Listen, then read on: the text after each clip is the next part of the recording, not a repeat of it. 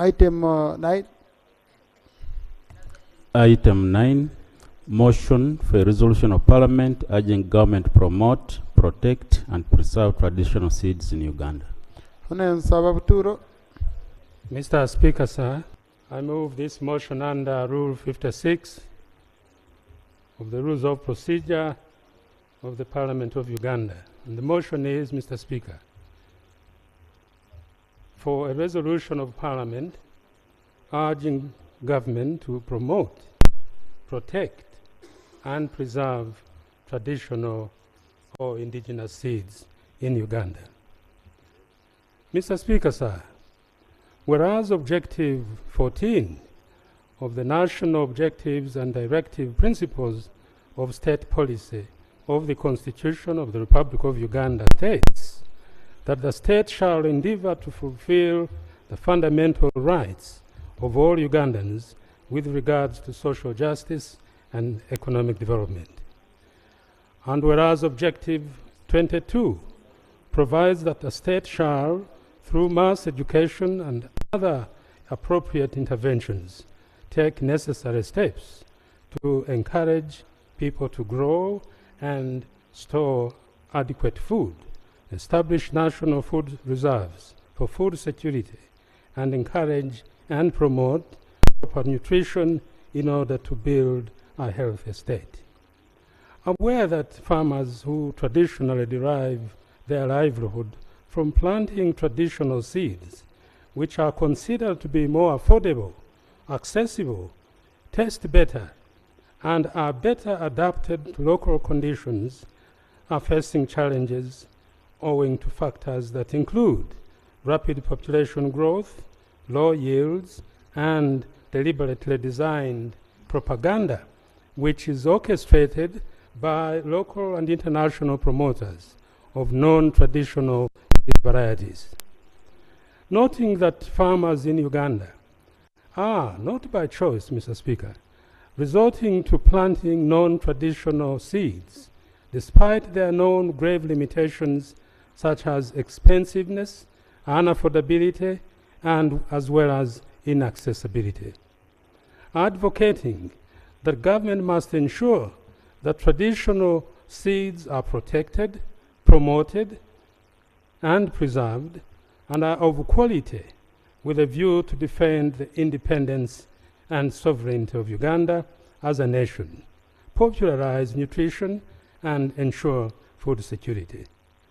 Acknowledging that the two primary goals of non-traditional seeds are designed to replace and lead to extinction of traditional seeds, as well as turn African farmers and people into a huge market for non-traditional seeds and pesticides.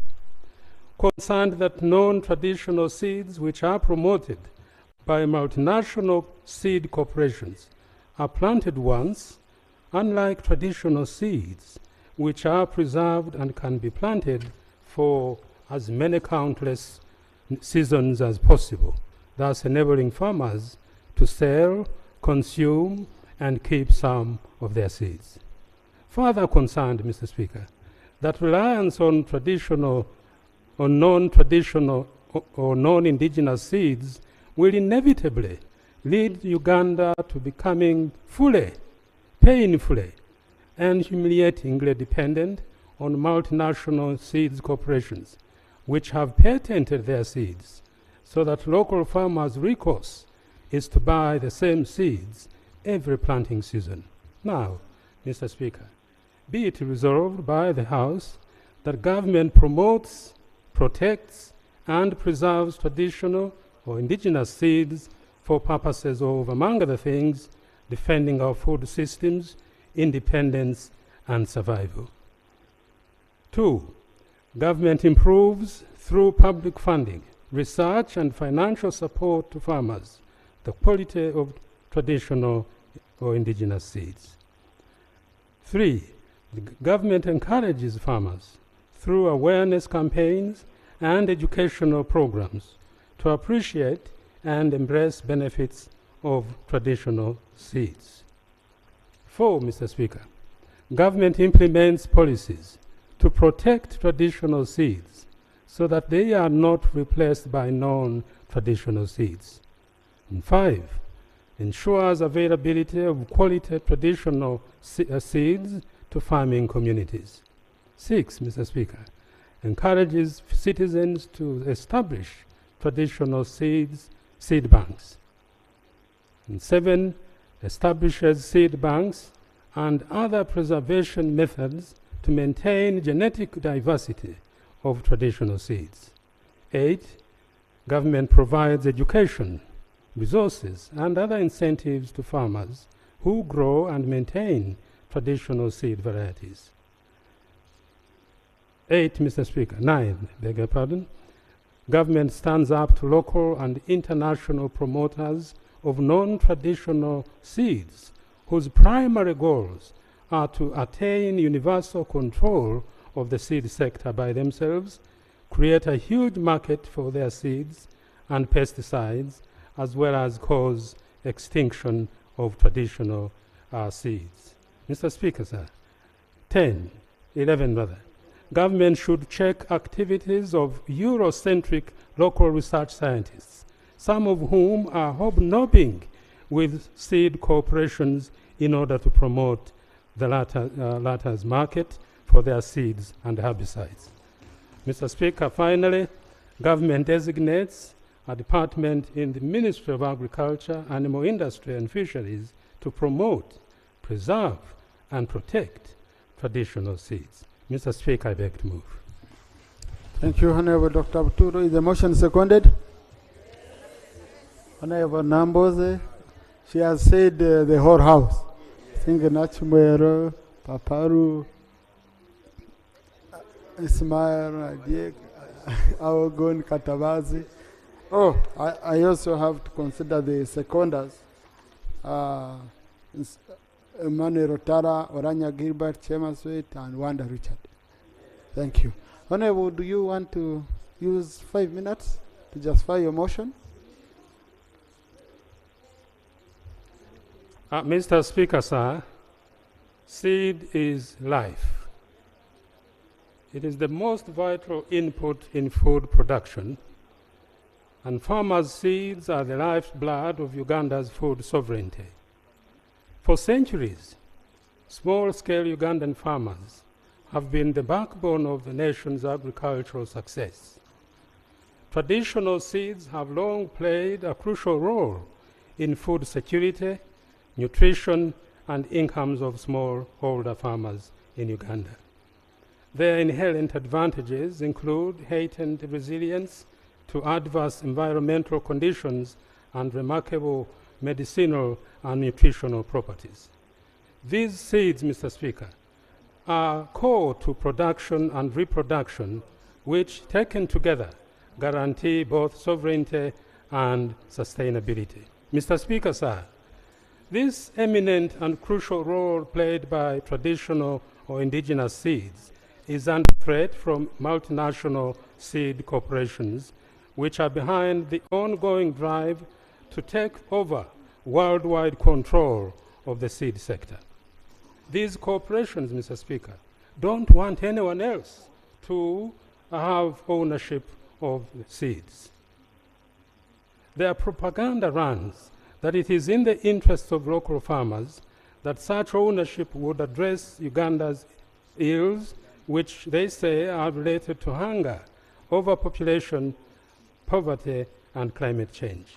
Mr. Speaker, the blunt truth, though, is that these seed corporations have one main goal in mind, namely to attain for themselves global corporate control of the seed sector, as well as achieve increased production and sale of their synthetic fertilizers and pesticides. By dominating the seed sector, Mr. Speaker, and fertilizers and herbicides, these seed corporations will have a huge market which will qualify them to sell their seeds, fertilizers, and pesticides as monopolists worldwide. Mr. Speaker, once multinational seed corporations have achieved this monopoly control of the seed sector, fertilizers, and pesticides, they then will turn our farmers into a huge market as well as make them dependent people who will be subjected to excruciating humiliation, exploitation, oppression, suppression, as well as domination to a degree that neither colonialism nor slave trade ever achieved.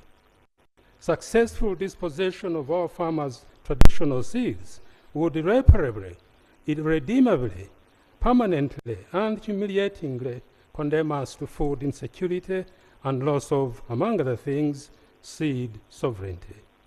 Monopoly control of seeds by multinational seed corporations would lead to price increases, which would go way, way beyond the ability of most of our farmers.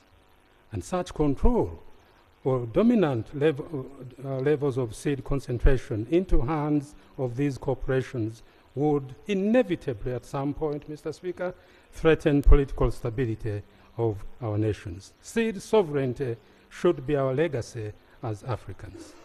Mr. Speaker, Uganda is facing a dangerous challenge, namely a deliberately well-designed extinction plan of traditional seeds. This further poses a multifaceted problem that has profound implications for our agricultural biodiversity, agricultural resilience, and cultural heritage. The demise of the traditional seeds would overlook critical advantages which our farmers already have, such as the fact that traditionally our local farmers plant, they harvest, eat, save, exchange, and sell their produce independent of external interventions. Traditional seeds, Mr. Speaker, once preserved can be planted the following season without a farmer having to go and buy seeds from elsewhere. Mr. Speaker, exclusive reliance on seeds which are supplied by multinational seed corporations would end this self-reliance of our farmers. It would also lead to a dependency syndrome by the latter, since seeds which are owned by multinational seed corporations must be purchased expensively every planting season. To avoid such dependency and other negative outcomes like loss of food security, sovereignty, and dignity by our farmers, government must ensure that traditional seeds are preserved, promoted, and protected. Mr. Speaker, our impeccable call for protection, promotion, and preservation of traditional seeds is premised on several factors. One, a primary goal of multinational seed corporations, which are bidding to control the seed sector worldwide, is to replace traditional seeds with their version of seeds. Two, these seed corporations' main goal is to become sole global suppliers of seed for planting. Three, their aim is to become monopolists and turn our farmers into one big market for their seeds. Four, without our concerted efforts to conserve and promote the use of traditional seeds, Uganda risks losing the rich diversity of our seeds and also invaluable genetic resources, which are essential for a sustainable agriculture and the preservation of its agricultural heritage.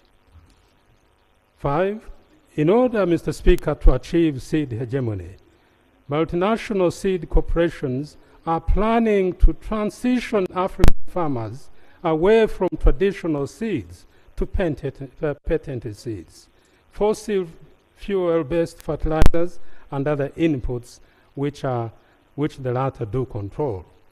To achieve this, they are seeking to institute legal and financial penalties throughout Africa against African farmers who fail to adopt their patent-protected seeds. They are also using tactics such as intimidation, bribery of our officials, and propaganda in order to gain legitimacy in our part of the world. Finally, Mr. Speaker, sir, one would not be in his or her right mind to sanction the demise of our own seeds in favor of non-traditional or non-indigenous seeds, over which we have no control. Thank you, Mr. Speaker. Thank you, Honorable Dr. Tara.